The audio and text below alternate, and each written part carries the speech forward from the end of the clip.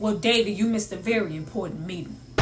Not to mention the last few sessions, and I'm not even gonna count the rehearsals. Well, maybe I don't need as much rehearsal as some other folks. What you got to say about this, Blue? That's right, Otis. Whatever you say, Otis. I'll miss you. But not if you're hurting the group. Hurting the group? I'm the best thing that ever happened to this damn group. So now listen, David, it's like this. Either you gonna straighten up, or we letting you go. Y'all ain't stupid. I'm the one selling the records. They coming to see me. They coming to see the Temptations. Ain't nobody coming to see you, Otis. You wish you could work it the way I do, but you can't, because there's only one David Ruffin. I can't stay.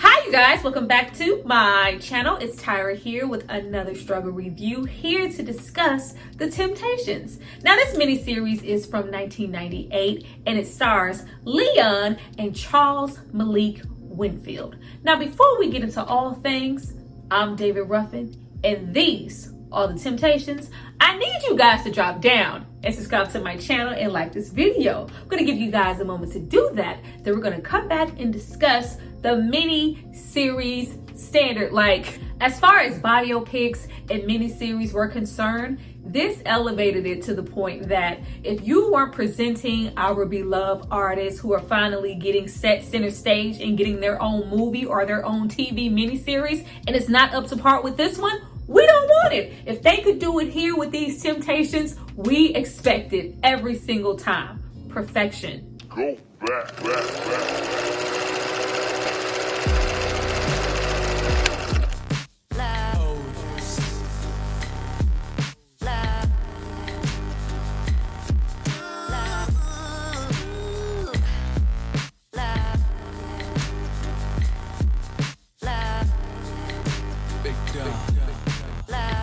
Now that you guys have hopefully subscribed to see more of me, let's get into this movie. But before I jump into the film, I have to give a shout out to the person who paid for and requested it. So if you happen to shapop-pop-do-wop-bop this entire review, it's not because of me, it's because of this person right here. Thank you so much for supporting me and paying for this content. Now, the miniseries was directed by Allan Arkush, who has done film work, but is mostly known for his work in television and directing some episodes of your most beloved shows from the early 80s all the way now to current day. As far as I'm concerned, this is the best thing he ever did. Like, this is the best thing he ever did. Introducing the Temptations to a brand new audience. I myself, 8 years old at the time, I did not know who the Temptations weren't really all that familiar with their songs, but once you got a hold of this mini-series, you never forgot them. But in the forefront, from the 70s to the mid-2000s, mini-series were a staple on television and it was must-see TV. For the entire family, spanning from 2 parts to 6 parts, we got things like The Roots, The Stand, Salem's Lot, Queen, my favorite, Women of Brewster Place, and Mama Flora's Family. The Temptations came along and gave NBC the highest ratings they ever got at the time. Now, it was produced by Otis Williams, Suzanne de Passe, and also Shelley the manager. Otis is also the only living member of the group currently till this day. Now everybody and their mama pulled up to sue Otis and them for their portrayal in this film. Based on a book written by Otis, this movie is told solely from his perspective. Even though selling the rights, he really didn't have much involvement with how everyone was portrayed or what changes were taking place with the characters. However, Josephine, Melvin's mother, Johnny Mae Matthews, David Ruffin's estate, and so many others all sued. Do with that information as you please. Now we first meet Otis Williams here as a young man living in Detroit, Michigan, aka Motor City, where either you pursued a higher education, became a factory worker, or tried to create your own doo-wop pop group. That newer generation from the 50s to the 60s all wanted to create singing groups, typically grooming their talents in your local talent shows, church choirs, and street corners. Otis is one of those kids. Well, now they often call me Speedo, but my real name is Mr. Well, now they often call me Speedo, but my real name is Mr. Otis, against his father's better judgment, is one of those kids. Don't you see this conch? I got conch. Being talented was never going to be enough. Everybody was talented. Everybody was starting a group. The best thing I can do as Otis is collectively get the best group of singers together. Myself, Al, Richard, and soon to be my best friend. Had talk going around town saying Papa had 3 outside chilling and another wife. And that ain't right. AKA Melvin Franklin. Now, what I love about Otis Williams, or just his real life position within the group, it really shows that it's not all about your musical capability. Everyone has their very own intricate role to play. Now, could Otis sing? I mean, yeah. Was he a lead singer? Absolutely not. But he is a coordinator, a leader, always on deck to find 56.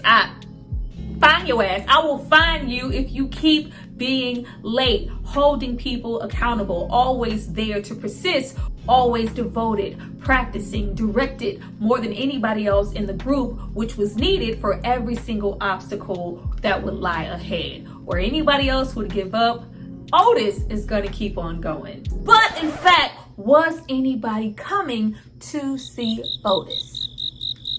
Hell no! Wasn't nobody coming to see Otis? Like, I always felt like Otis was trying it again. You know, Otis Williams in the distance. Like, oh my God. I love how they only give Otis one particular moment in scene to show his little singing chops, and we never hear him again. Like that little moment where he's trying to croon and chase Josephine down that block. I fell for you and I knew. I'm talking to you, girl. Like, it's that, and you know you make me wanna love you in the morning, in the evening, it's the nighttime. We get breaths. We got breaths from Otis. You know I'm getting tired. Tired. Come on, you can't be lead single material and all you got to offer is breaths. But nevertheless, from that moment forward, Josephine, aka Cousin Faith, ruining one marriage at a time, was in Otis's pocket. Now, Blue's role in the group, outside of him being that deep, fantastic bass, is not only a best friend to Otis, but is also playing the role of a follower. Now, when I say follower, I do mean that in the best, most politest, most sweetest way. Blue is such a sincere person. He's a little shy, a little bit more soft-spoken. He is also protected and doted on the whole movie from his mother, Jennifer Lewis. Jennifer Lewis is here playing somebody's mother per usual, looking out for the best interest for her son. With Blue, there is no ego, no showboating, no manipulating. He just strictly wants to sing. But with him having more of that submissive demeanor, he follows Otis' leads, knowing that Otis's bold personalities and perseverance were gonna open those doors. But via the movie, it can come off as, that's right, Otis. Whatever you say, Otis. Like, child, we ain't gonna get into Otis trying to, pull Melvin on, finish the damn vote, Melvin. We can't let him take us apart. Like, boy, I can vote the way I want to vote. Like, Otis was trying it and testing it with the friendship. Just because we friends don't mean I gotta rock with you on everything. Be that as it may, their friendship is a really big part of the film, with this coming from Otis's perspective. The two people we get to know the most here is Melvin and Otis, in my opinion. And to watch their friendship grow throughout the years and them support each other no matter what is a beautiful thing. And I also wouldn't want to leave Al out. You know, Stevie is also a very big part of the beginning stages of the band, you know, causing chaos per usual. He ain't even from Acorn, getting that AP projects in the back of his head, child, just being problematic, giving Otis as well as the other group members a taste of certain ones acting out, not showing up, not being satisfied, and not willing to persevere when things get hard within the group. Back then, a lot of deals were one-sided. A lot of managers giving false promises, scooping groups up to make a hit record, make a song, to later just take the profits all for themselves. Johnny Mae Matthews was definitely that chick, because time is money. My money. And don't be confusing my money with money you ain't even made yet. You know, get your asses out. Just get all of it. The car, the song, the name, it all belongs to me. Can she do that, oh? Can she just take our name like that? I guess she can, Blue. That always cracks me up. But it's okay. If she want to take the name and other members want to drop off like flies because they don't see the vision, me, you, and Blue, we got a card. Pecos Kids Bang. Pecos Kids Bang. Yeah, Pecos Kids Bang Bang. We got Barry Gordy's card in the bathroom. The hustle was so real. Back then, any moment and every moment was an opportunity to succeed. Like the push and the drive and the dream was so real. I think that's why we love this movie so much. You know, aside from the songs in the group. As far as I'm concerned, the movie does not actually start until Paul and Eddie shows up. Most of all, Paul, aka my favorite character from the movie. Paul is everything here. I know we love, you know, you fake imitation without David Ruffin. We all love that, but my favorite character has always been Paul. As far as the cast is concerned here, I think Leon had the most notoriety when this movie came out. And of course we have Charles Malik Winfield. I feel like he went on to have a career. I do see him a whole lot, child, especially these days on Tubi. But if I had to put my money on anybody here to just be a breakout star, it would have been the actor who portrayed Paul, Christian Payton. I feel like we only ever saw him in Hoodlum and we didn't really ever see him again. It was like, why? I went to search and look this man up. I found him on Instagram. He looks like he has not aged a day from this movie. Just absolutely amazing. He, as well as the actor who portrayed Eddie, Terrence Brooks, they actually used their real voices in this movie. I did not know that. I had always assumed that everyone here lip sync over someone else's vocals, but these two, as well as DB Woodson, he doesn't, you know, quite have that deep bass that Blue has, so they did have to alter his voice to get that, but he did do some singing. The actor portraying Eddie, who did go on to do some Broadway work and other things, this is actually him singing all of that wonderful falsetto, like just an amazing voice. I did not know that was him. I was really surprised to find that out, and also to hear that he was a little bothered at the fact that he never got any credit for singing the songs in the movie, and you know, like everybody else and myself, assumed that he was lip singing when he worked really hard to live up to what Eddie Kendricks would sound like. Just amazing. They really had to push through with the minimal screen time that they had, and Paul and Eddie did that without a doubt. We don't really dig too deep into Paul being the choreographer for the group, but the little bit that we see, Paul is hitting everything. Like Paul is just amazing. You know, we don't get into things like Eddie being really into fashion and being the stylist, all those fly suits. The costume design here, which is absolutely amazing. We do know the Temptations for their voice, but we also know them for their fashion. That was all Eddie, and even getting into their vocal arrangement or getting into, you know, smaller stuff like David Ruffin creating that, you know, 4-piece stand microphone situation for them to all break it down and come back and sync. Like, still, yeah, just a little bit longer, just a little bit. Please tell me you're going to, just a little bit. Now your daddy don't mind. I can't sing too much. But you know, the suits were better. The confidence was there. We don't have to stand in place. There can be, you know, some fluidity to it. Just that swag, that showmanship was all coming from Paul. And then Eddie comes through and lays it on thick like butter with 2 D's. Won't you say you love me? All the time. Oh man, the wigs were laid. The wigs were absolutely laid. Now watching this in HD, you know, you can see a little lace at times, but in comparison to the crap we will get today, the wigs were laid on everybody the whole movie. Now Otis not really wanting to link with the Primes, and you know, I don't like their attitudes. That is so untrue, along with a lot of other things here. I think they placed that here to really get into that friction of Otis kind of being territorial over the group, and it's no longer being his situation, especially when you bring in talents like Paul and Eddie. He is being pushed a little further in the background. It ain't no Otis Williams into nothing. Child, we the Temptations now. But before we even get there, we have to audition to get signed. I love every single moment that we got to see them practice relentlessly, every single moment that we got to see them regroup and refocus so that they could get signed, them sitting outside on their grass trying to come up with a name, having to audition multiple times.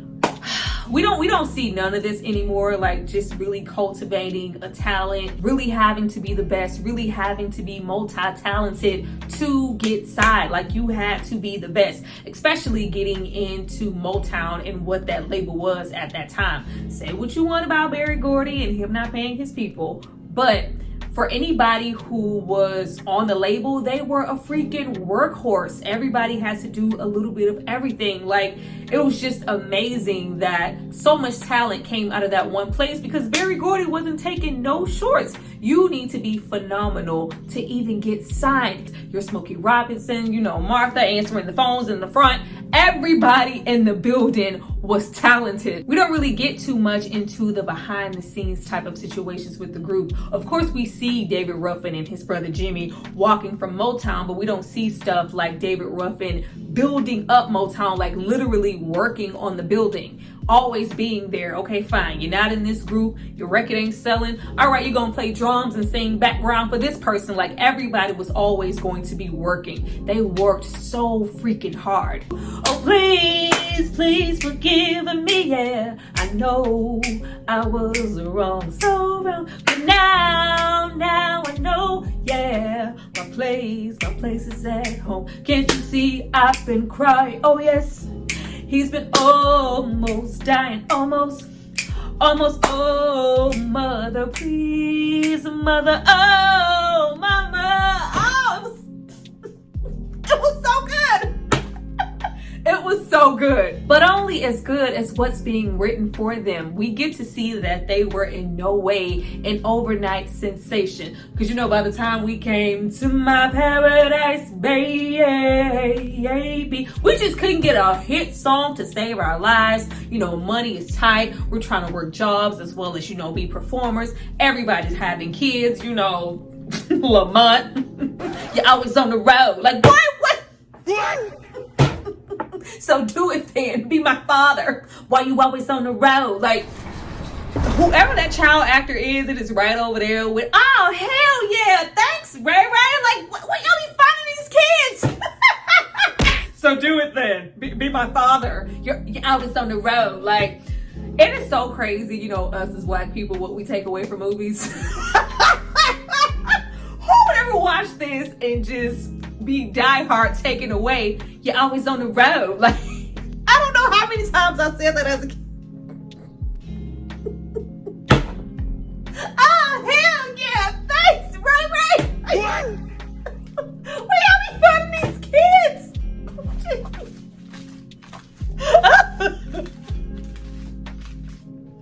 Oh, God.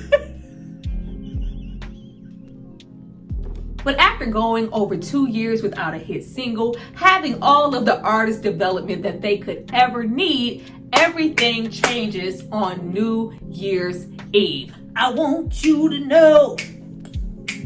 I said I want you to know right now. You've been good to me, baby. Ow! better than I've been to myself. Hey, and if you ever need me, I want you to know right now. Hey, you know you make me wanna shout. Hey, yeah, shout. Yeah, yeah, shout. All right. We don't need you, Al. Get on out of here, Al. We ain't gonna find you no 50 cents. You gotta, pass go collect $200. You can just go. Who we have been waiting on is here now. Come on, David Ruffin. When I think about you, you've been so good to me. You know you make me wanna shout. Slip my pants up like the fact. I already know real life Otis was trying it. I don't care about, him talking about he didn't have that much involvement with this film. The fact that he met Leon through the 5 Heartbeats and being on the set, and he requested that Leon be in this movie and portray him. How could you ever look at the likes of Leon and not think David Ruffin right off the bat? The fact that Leon had enough sense to go on set and be like, all due respect, I appreciate, you reaching out for me for the part of Otis, but I really feel like if you want me to do something and like do due diligence and justice to the movie in a role, I need to portray David Ruffin. Like, thank you, Leon. Thank you, Leon. Been walking cool and smooth and floating on water since, the late 80s. Thank you, Leon. Thank you, Leon. There is no way that Leon could be on screen in this movie and be anybody but David. Because, I'm hungry. I ain't had a decent meal. I ain't really ate all year, and I just really want to sing with y'all. Now, what they don't show in the movie is that David was always there, always in the band long before. Like, he really wanted to be in the group, but he felt like the quota was already filled. So until, something magical happens, I would just be in the background playing drums and doing other things. And when the situation happened with Al, he just was kind of pushed into the forefront. It wasn't just so much of him being at the right place at the right time. Like, no, he was always kind of low-key there for a while in the group. Now, with David entering the scene, all of the focus in the movie just solely kind of shifts to him and, us getting our first big hit. Well, you could have been anything that you wanted to, but I can tell the way you do the things you do. Having a good time, a little too good of a time on tour. And we really get to see what tour life does to the band members in the way that they change. Otis Williams is out there landing low and spreading it wide with Florence Ballard on tour, but could have been anybody. Well, I think that was Florence Ballard. Landed low and cheating on Aunt Josephine, cheating on poor Josephine. And then you have the likes of Paul, who starts to slowly change. Of course, he is known for, drinking milk, being really positive, preserving his voice, being into choreography, just being a good dude all around. And just out of nowhere, magically, via the movie, Paul just starts to drink. Now, what they don't really focus on, which is, I'm like, it could have took 5 minutes for y'all to focus on that and really flesh out Paul the way he needed to be. If you pay attention in the movie, Paul is doing a lot of the leads in the beginning of their career, or more so kind of sharing with the likes of Eddie. And then when we introduce David into the group, we get more into Paul being pushed into the background when he was always kind of used to being the lead and really having an opportunity to display his vocals. And once that was snatched away, he got more and more into drinking. But we don't really give that a whole lot of shine, because at that point in the movie, we are slowly transitioning into David becoming the villain. Like, cue the villainous music. Cue the villainous music. Now, and credit to the film, we don't directly villainize him right off the bat. They do kind of build it up and give David a lot of backstory, his abusive history with his family and the mother, selling them to a pimp, and him just really getting into falling on hard times, longing to do something with his life, longing to really get an opportunity to shine and be a singer. And this group setting is where he feels like he can do that the best. Now, really getting into David's character, you do get a sense of him not solely wanting to be in the group for an opportunity, but seeing them as an opportunity of brotherhood and family, something that he maybe didn't have before. But you also get into his tendencies to self-sabotage, not really used to having anything positive happen in his life. And really, we're kind of waiting for the other shoe to drop. But prior to that, we get into the group changing forever, getting their biggest hit of all, the song that they are known for, and the first song in the movie that David gets to sing lead on. My Girl. I've got sunshine in them nice suits on a cloudy day. When it's cold outside, I've even got the month of May with my girl. Talking about, like, Leon was destined to portray freaking David Ruffin. Just getting into David Ruffin as a performer, he has this distinctive, strong, soulful growl, like undeniable voice. It really, really carries. Really made the group stand out amongst the rest. He is a leading man. He does have that it factor that just makes him stick out, even without his voice. And then you can't forget the glasses. Like, that was the first thing I ever noticed about the Temptations. Like, who is this guy with these thick-ass bifocals? Those glasses being a staple. Just absolutely talented. Only thing is, David was aware of this, internalized it, and changed for the worse. Once they found success, found more money, the ego got this big, the drugs got this big, and the problematic behavior overshadowed his talent.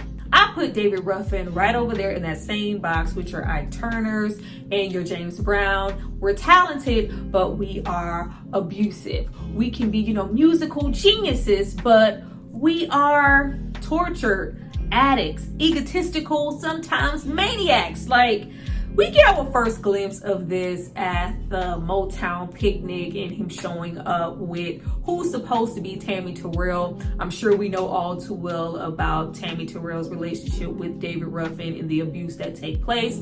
Of course, we have the guys looking at this and seeing the change, voicing their opinion, and not really give a damn when he once seemed so in touch with his emotional side, longing to be a better person. But now we are missing rehearsals, hanging out with suppliers like Flint, having our ego grow so large to the fact that we feel like the group should be called David Ruffin and the Temptations because I'm just that much more important than this little group. Now, they said that it wasn't, that big in real life and that David was just kind of going with the flow of everybody else. Was it a little bit of ego? Of course, but at that time we had like Diana Ross and the Supremes transitioning into that situation, Martha Reeves and the Junior Walker and the All-Stars. Like, you already know, if it's all about me and I'm the main attraction, why shouldn't my name be put into the front? And if you don't, I'm just gonna figure out a way to put it there myself and get the spotlight on me. Like, that is probably my favorite part of the movie. At this point in the movie, it is just pretty much David against Otis. But when we have Leon, Leon, slow walking ass, I love me some Leon. Walking in slow motion, I'm David Ruffin and these are the Temptations. Like, just the boldness of it. Now, of course, at this time, we have our new manager, Shelley. We do spend about all of 2 seconds on the group kind of transitioning over to a white audience, and Paul being the one member just not okay with it. Black radio made us. Why do we have to cross over to a pop thing? Why not value, the black people who have supported us this entire time? Always a staple when you get into groups that time and trying to cater to a white audience and get a white manager. But David is trying to show, his weight in gold and why his name should be put in lights by just blowing the roof off of the Copa, believing his value to be higher than the other group members. Why wouldn't they cater to me? They're not going to put me out. Look how great of a performer I am.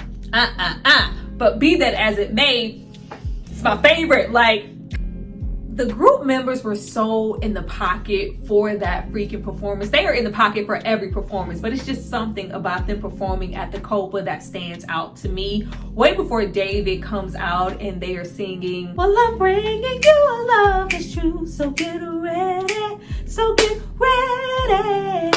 They were was just so good. Like, you can tell that they really studied these men and they really wanted to be respectful to the craft. Just the singing, the lip singing, the dancing. Like, by the time David comes out and they're just so pissed off and they are dancing, but they're dancing hard as hell because they're mad. Like, when I tell you, Paul was tearing that shit up. Like, my absolute favorite. And then Leon just comes out, embodies the whole situation. Your love is fading. I can feel your love fading. Girl, it's fading away from me. Cause your touch has gone cold. Ow, Paul was in the pocket, okay?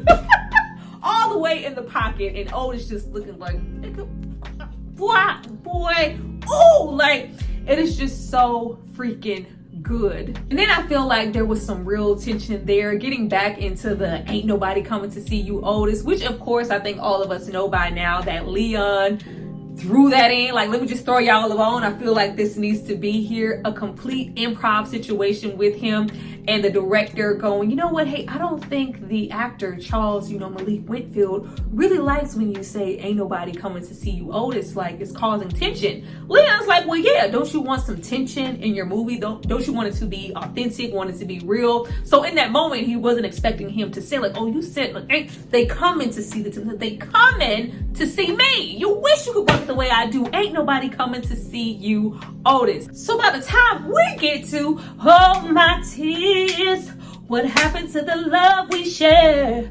Losing you. Oh, I'm losing you. We about to lose somebody, all right? We about to lose. Oh, you got to go, David. You have to go finish the damn vote, Mel. We can't let him break us apart. What you gonna do is get out of Melvin's face. Don't be trying to roll up on Melvin just because he a little softer than everybody else in his demeanor. Like, oh, I don't know. What do you think? Like, it always felt like Blue was really unsure about voting David out of the group. But you had Otis over there pressuring him to finish the vote. You gotta get what is good. Like, I need you to calm down. I'm gonna need you to calm down. Of course, we have Paul over there. I feel like maybe he thought that this would be an advantage for him as well. Maybe get back into the forefront and sing some more songs. And then you have the likes of Otis, who just immediately wants to, this needs to go. This is a problematic thing that is just only gonna get worse. You have Blue being a little indecisive. Of course, we know that he finishes the vote in favor to kick him out. And then you have the one sole member that just really, really wanted David to be there and was always gunning for him to come back, who was always friends with him later on, up until they both passed away.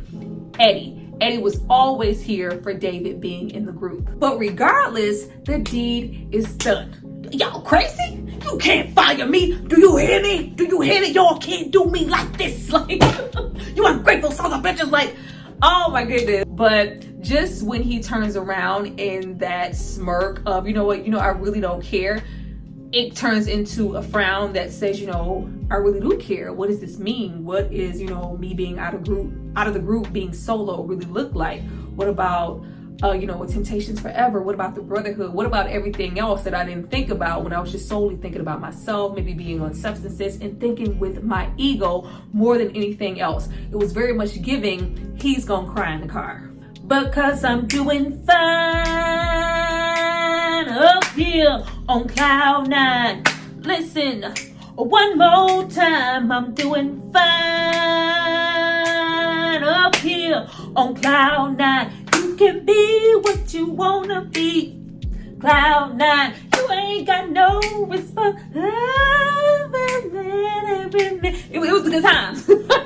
It was a good time. Of course, ta-da, no surprise to anybody, they are still able to stand strong and find success with their new lead singer, Dennis Edwards, who comes through and fits like a glove and is a lot less problematic than David Ruffin ever was. Now, the fact that they were all friends, the fact that we wanted so hard to depict David as the villain and have him I know you want to leave me, like that is not how that happened. In fact, Dennis gave him the microphone. Like, they were friends. It was not, this, but this situation makes for a good TV. And I will whoop your ass. Like, let's just make Otis mad, because that's just what we came here to do. But of course, once again, we have Eddie gunning, I quit all that stuff. Oh, like, can't you see I'm clean? You fake imitation without getting Ruffin. Like, oh, we left, I was clean real quick, didn't we? But that's just really a cute situation to depict what the band kind of went through. They did eventually, at a time, let David back into the group and try it again. But, the same old problems presented themselves. You fake Emma, you fake Temp. Yeah, he got to get carried out. You have to go. Same old David. We would rather stick with Dennis. However, with reaching more success, getting even more money, finally getting a Grammy, there are still always and forever going to be problems ahead. At this particular point, it is with Paul. Like, I love which is crazy, like to say you love kind of like the drunken scenes that we get with Paul, but these are the moments that we really get into Christian Payton's acting.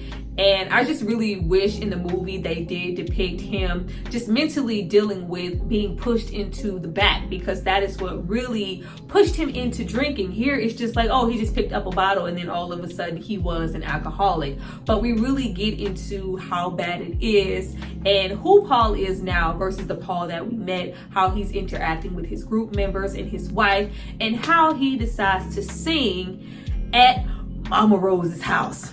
For once I can say, this is mine, you can't take it. As long as I know I've got love I can make.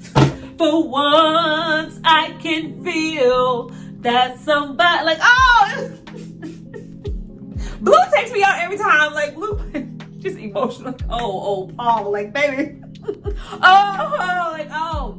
You just see the cracks really beginning to show, not only with him mentally, but it is taking a toll on his voice. Now, Paul also had really severe sickle cell and suffered from that greatly, but that also isn't really put into the movie either. And before we get into Blue, I just want to say that I appreciated them depicting Josephine from like the 60s on down, standing on business. Like, you get to cheat on me once, bruh.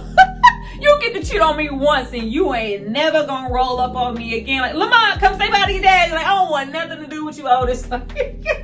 I really appreciated that. Now, Blue's body begins to shut down. I believe he was dealing with severe arthritis and, multiple places, but most often his knees. All of the performing taking a toll on his body, but him wanting so desperately to keep performing and do what he loves to do best. Like, this is kind of low-key the only thing I know how to do. He is combating this with these, I think it was cortisone shots or something to really keep the aches and pains at bay that was just worsening his condition. And the shots also catered to what later became diabetes. And I'm sure him getting shot in the knee and the hand, doing a carjacking later on in the film, did not help his situation one bit. And then, of course, we have Eddie's dilemma. There was not a whole lot of time spent on Eddie's character, and Eddie just kind of low-key wanting to leave the group way back before they even reached a peak of success in the mid-60s, not only because he just didn't feel like things were right within the group, but he always was, trying to shoot his little shot at Diana Ross. And of course, Diana Ross was with, Berry Gordy, and they just really had this negative relationship, and he felt like Berry Gordy, was always hating on him and low-key disliked him. But if I do go solo, am I going to get, the same support and have the same career that I have within the group? You know what, I'll stick around, but I really just don't want to, especially with us leading into the 70s and him not really vibing with the music that they were doing at the time, preferring to do ballads. Not only that, but I am losing my best friend. He is no longer capable to sing, you can have your fortune told, you can have it up in your soul. I guarantee this place will blow your, don't you know it's right around the corner. Come on, Velvet Soup, just across the track. You know what I'm talking about? The psychedelic shack, yeah. Psychedelic shack, that's where, get on board. Come on, Paul, come on, baby. Mama, like, oh, Paul, get yeah. Like, Absolutely inebriated on stage, to the point that we have to have throwback member turned roadie Richard perform in the background for him, just to at least make it make sense. But we can only do this for so long, and of course Eddie is not understanding this. Here we go with yet another member. You treating us like we are so replaceable and disposable, just like David Ruffin. How many times are you gonna just throw us out when you feel like we aren't of use anymore? But of course, I believe in real life, all of the members did try to really help Paul with his sobriety, really try to get him better so that he could perform, to the point that it just really didn't work anymore, and we had to have this change take place and have Richard step from the background into the front until he eventually got better. And of course, we know that he didn't. Now, they do not show in the movie that the group wanted so badly to keep Paul there and make sure that he got a paycheck, that they kept him on as, you know, doing miscellaneous things for the group, as well as still being that choreographer so that he could get money there. They didn't just, you know, completely throw him out and cast him aside. But regardless, losing his best friend was just too much for Eddie to bear. And we see that on Front Street with the performance of Just My Imagination. The performance here for that particular song, I actually love it more than the actual song performed by the real life Temptations. Like, argue with your mama. I feel like Taryn Brooks tore that freaking song up, and I just love it. Stayed through my window, I watch her as she passes by. Oh yeah, like it's just so good. And then just the acting pushing through there, and you see that gleam in his eye when he turns and sees Paul, and it's every night on my knees. I'm like, oh, he's back, he's here. And then it's, dear Lord, hear my plea. Oh, he gone. Don't ever let another take a love from me, or I will surely die. He was down on the inside like, Richard, nigga, I don't know you. And you felt like the lyrics in the song were, you know, relaying to his real feelings, and the sing, your love is heavenly. When her arms unfold me, I hear a tender rhapsody. Talking to you, Richard, but in reality, she doesn't even know. It's just my imagination once again. Oh, it's just, it's so many bops here. It's so many freaking bops here. And then, of course, you know, for good measure, we have to have David Ruffin literally rolling up, and, you know, hey, Corn, like, I got the drugs, I got the alcohol, I got the coke, come on in. Like, they were, the likes of David Ruffin did not need any help being vandalized. Like, he didn't need any help in that department. He was already, there was a lot of truth to, you know, things that were done here, and also a lot of falsehood. But he was the character who didn't need any, you know, you better leave before you get fired. You know, like they did me, you know, to replace the baby. They just wanted to be Blue and Otis. You better leave. Snort that line of coke. Like, what? Okay. Okay. I'm sure that there was, you know, some convincing on David's part, but I'm like, did it really play out like this? Like, come on. 'Cause that was the day that my daddy died. Come on, y'all. I never got a chance to see him. Never heard nothing but bad things about him. Mama, I'm depending on you to tell me the truth. Mama just hung her head and said, son, my papa was a rolling stone. Yeah. Wherever he laid his hat was his home. And oh, he left us was alone. Now, that didn't actually happen.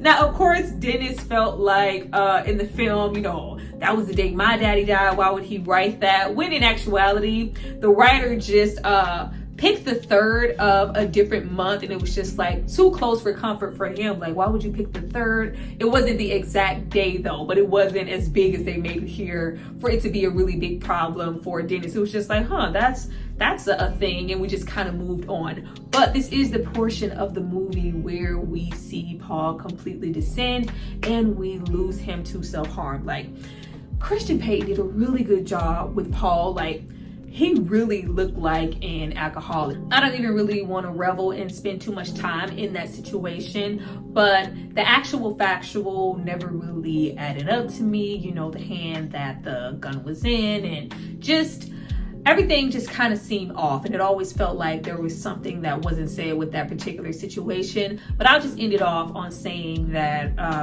I don't think he did that to himself, and it was really unfortunate that we lost such a talent at a mere 34 years old. Like, he was only 34. But it's just really a testament to not really being able to find yourself and your purpose outside of music. If I don't have this, then what do I really have? And that pretty much goes for all of the characters, you know, going through the Papa. You know, folks say Papa never was much on thinking, spent most of his time chasing women and drinking. But we also get a look at Eddie as well as David and where they are within their solo careers. And even though it's pretty much a blip in the movie, though they didn't have, you know, hits coming out the gate every single time, between the both of them, I believe they each released like 10 to 12 albums apiece. So they were really outside, and they did have some hits. Of course, we get Keep On Trucking, Baby, you gotta keep on trucking.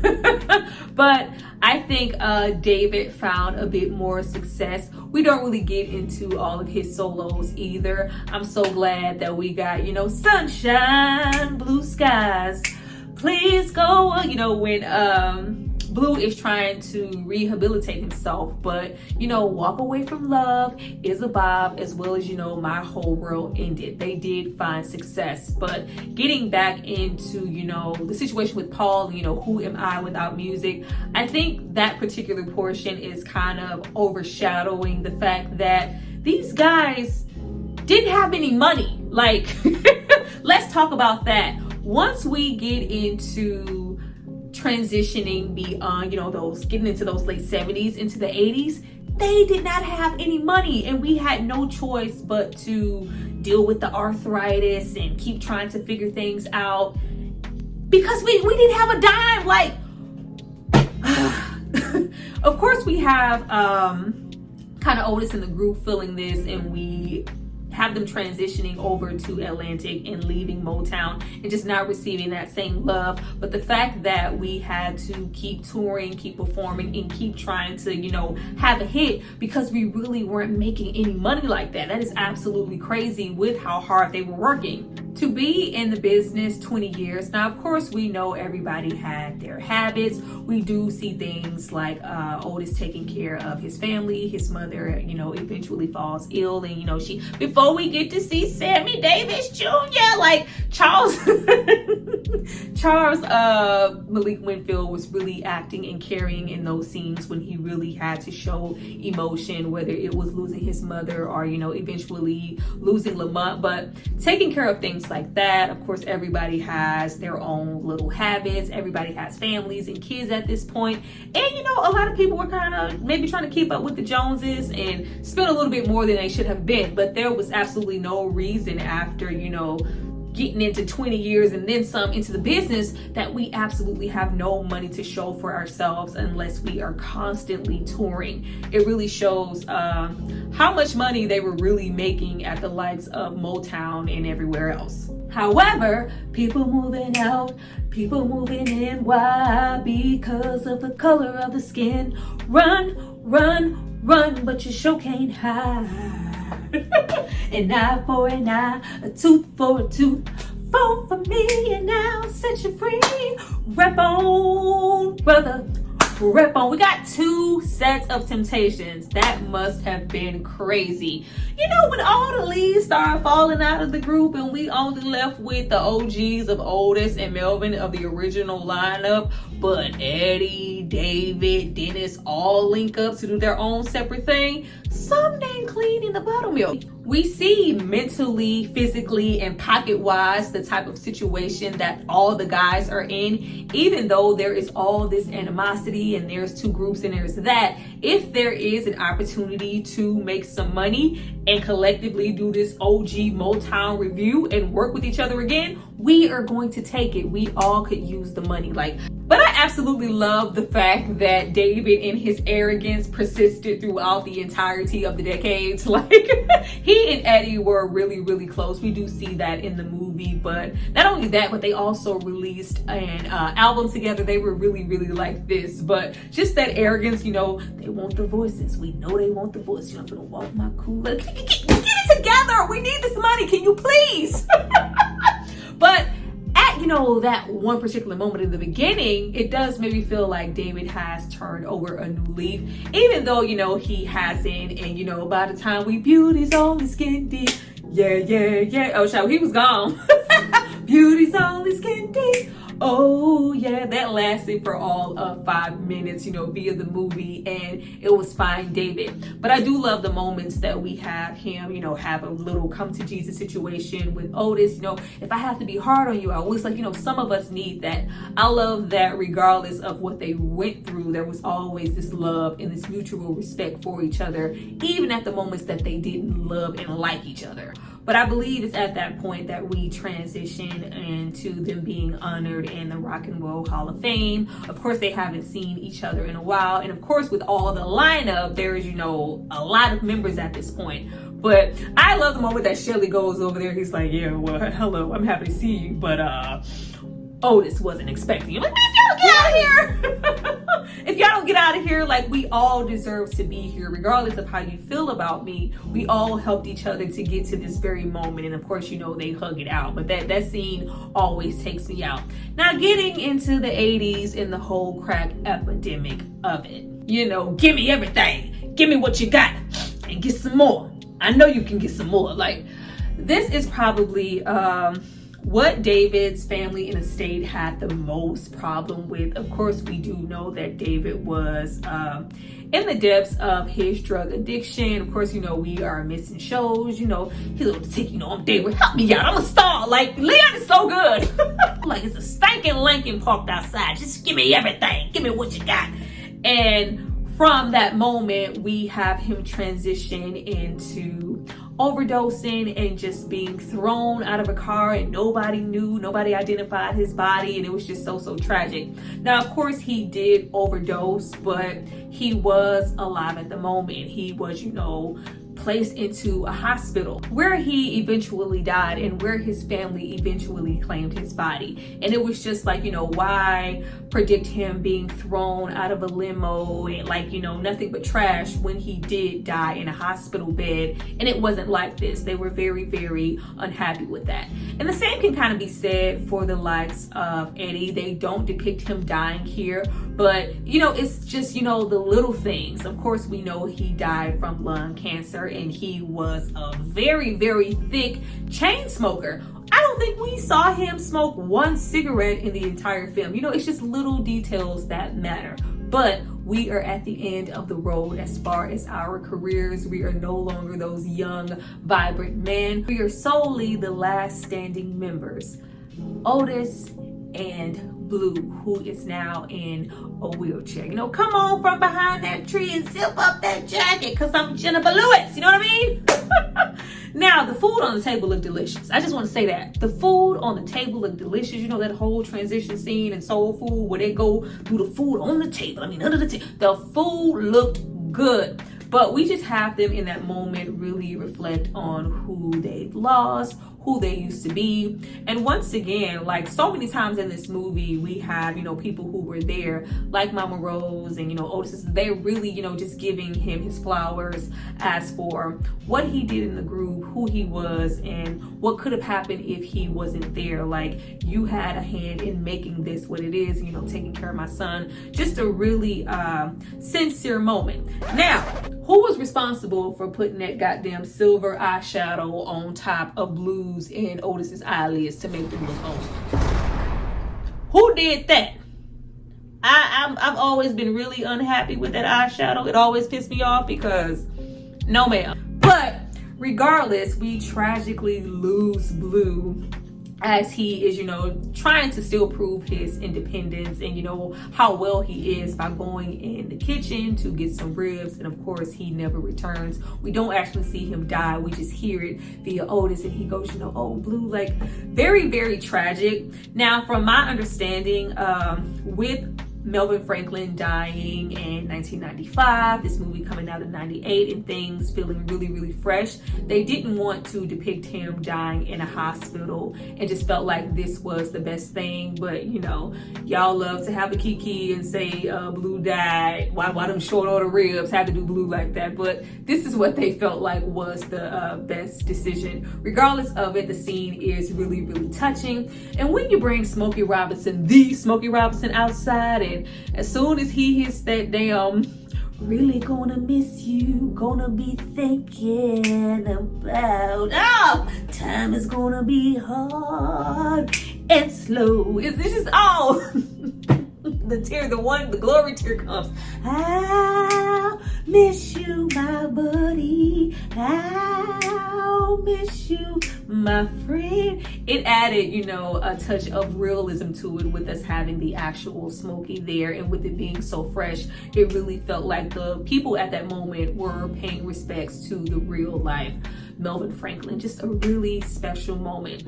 And I love the fact, I always loved and enjoyed the fact that we did not end off there. We decided to end off with the guys in their rare form, at their best, in those beautiful purple suits, performing My Girl. It's just so good. It is so good and has so much freaking rewatch quality. Like, I love this movie for what it was then, for what it is now. I love it for introducing me to the greatness that is The Temptations. And regardless of how authentic it is and who, you know, it portrayed in the best light, it did something for me, and I'm sure it did something for a little bit of everybody, making you familiar with these men that you might have not known about otherwise. I will continue to appreciate the movie for that every single time that I watch it. Well, you guys, that was my review for The Temptations. I hope you enjoyed it. Please drop down and tell me how you feel. Did you have a good time? Like, this videos in general have been giving me HE double hockey sticks lately, but I am trying to persevere and be motivated and still entertain you guys, because when I tell you that it is hard, it is very, very freaking hard to keep going and still trying to put my best foot forward when I feel like it's just, we didn't even gonna go there. We had a good time. We're not even gonna go there. We had a good time. I look forward to reading your comments. Please drop down, show some love, and just leave who your favorite member in the group is, and, you know, and why. Leave, you know, a couple of emojis, some dance, and just leave something to commemorate those Temptations and how much you love them. I look forward to reading your comments. And how did I do? Did I leave anything out? Did you guys learn something new? You know how it goes. I see you guys next time for my next review. Bye.